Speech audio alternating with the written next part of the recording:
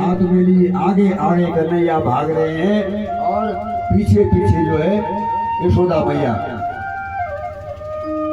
अब वो पकड़ में ना आए, जब थक गई, पसीना पसीना हो गई।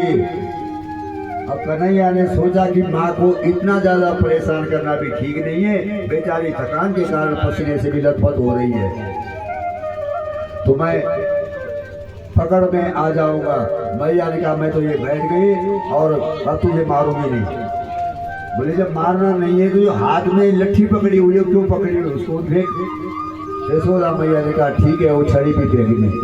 जैसे ही आए और आकर के एक रस्सी लाई घर से और ओखल में उगड़े जाएगा, हम तुम बोल दो, ओखल में रस्सी बांधने लगी कि आज मैं तुझे दंड दूंगी।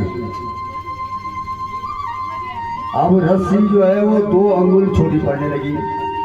जितनी रस्सियां घर में थी सारी मंगा ली, एक से एक दूसरे को जोड़ते हुए सारी रस्सियां व्रत की खत्म हो गई, लेकिन वो 2 अंगुल का फर्क दूर नहीं हुआ। उखल में बांधने के लिए 2 अंगुल की दूरी वो खत्म नहीं हुई। तो शास्त्रकार कहते हैं वो 2 अंगुल क्या है, भगवान से 2 अंगुल की जो दूरी है वो 2 अंगुल है। एक व्यक्ति का अपना पुरुषार्थ और दूसरा अंगुल है परमात्मा की कृपा। जब हम पुरुषार्थ करेंगे परमात्मा की ओर जाने के लिए तो परमात्मा कृपा के चरण जो है हमारी ओर बढ़ाएंगे।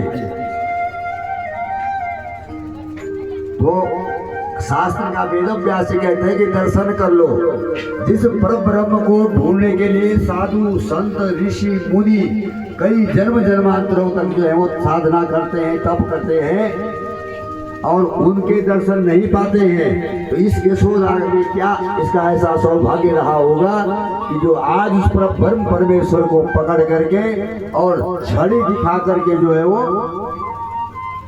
उसको डांट रही है, बांध रही है। इससे बड़ा भाग्यशाली और दूसरा कौन होगा।